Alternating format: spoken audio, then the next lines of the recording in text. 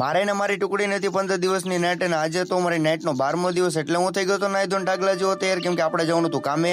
નાઈ ધોઈને મસ્ત મજાનો રેડી થઈને થોડીક વાર ઉભો રહી ગયો તો બાલ્કનીએ, થોડીક વાર માણી લીધો તો મસ્ત મજાનો વાતાવરણનો આનંદ. પછી તો મારે હાલીને જવાનું હતું કામે, એટલે મેં મારી દીધું ખંભે કોટ ને નીકળી ગયો મારા કામ બાજુ. વાતાવરણનો મસ્ત મજાનો આનંદ માણતા માણતા પૂગી ગયો મેલડીમાના મંદિરે. મેલડીમાના મંદિરે આવીને કરી લીધા મેલડીમાના ઘડીક દર્શન, ને દર્શન કરીને થોડીક વાર માના સાનિધ્યમાં રહી ગયા હતા ઊભા. પછી તો આવી ગઈ હતી મારી બિલ્ડિંગ ને બેહી ગયો તો હું લિફ્ટની અંદર બેહીને આવી ગયો તો પછી હું ચોથા માળે ભૂગી ગયો તો મારા ખાતે બધા વર્કરો કરતા હતા કામ, ને થોડીક વાર મારી લીધા મિત્રોની સાથે ગપ્પા.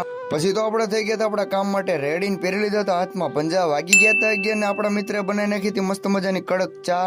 આપણે જે સાના બંધાણી એટલે આપણે ઠપકાર નાખ્યા 2 કપ. અને આજે તો કઈ કામ નતું થયું, બનાવ્યો તો 3 કેરેટ ને વહી ગઈ લાઈટ, એટલે બધા મિત્રોને ચડતો તો કંટાળો. વાગી ગયા હતા 3 ને બધા મિત્રો કેવો ઘરે જવું એટલે પકડી લીધા ઠેલા. જવું પડશે દાદરા ઉતરીને, કેમ કે લાઈટ વહી ગઈ હતી ને લિફ્ટ હતી બંધ. બધાને આવી ગયા હતા નાનપણના દિવસો યાદ, ને બધું દોડવાનું કરી દીધું ચાલુ. આપણે પૂગી ગયા હતા વચરા સ્ટી સોલે, ન્યા કરવાનું તો આપણે ચા નાસ્તો. આપણા મિત્રોએ આપી દીધું દુકાન વાળાને બધાને વારા ફરતી ઓર્ડર, ને પછી બધાની વસ્તુ આવી ગઈ હતી ને આપણા ભાઈ ખાતા હતા 20 બિસ્કીટ. પછી આપણને થઈ ગયું કચોરી ખાવાનું મન, તો પછી આપણે ઠપકાર નાખી હતી કચોરી. રસ્તામાં કરીને કે થોડાક આપણે નખરા.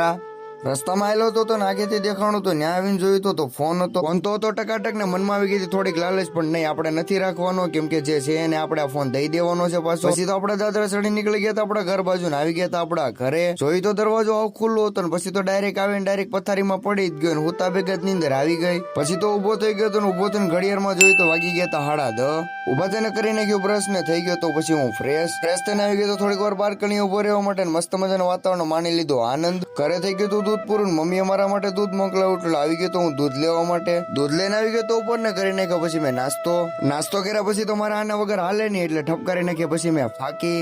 આજ માટે તમારા માટે ને મારા માટે તો કઈ લાંબુ હતું નહીં. તો મળીએ કાલે એક નવા બ્લોગ ની અંદર. ત્યાં સુધી બધાને બાય બાય. અને હા, સબસ્ક્રાઇબ ફોલો તો કરતા જજો ભાઈ, જેના કારણે મળશે તમને મારા નવા બ્લોગ ની અપડેટ. Bye bye.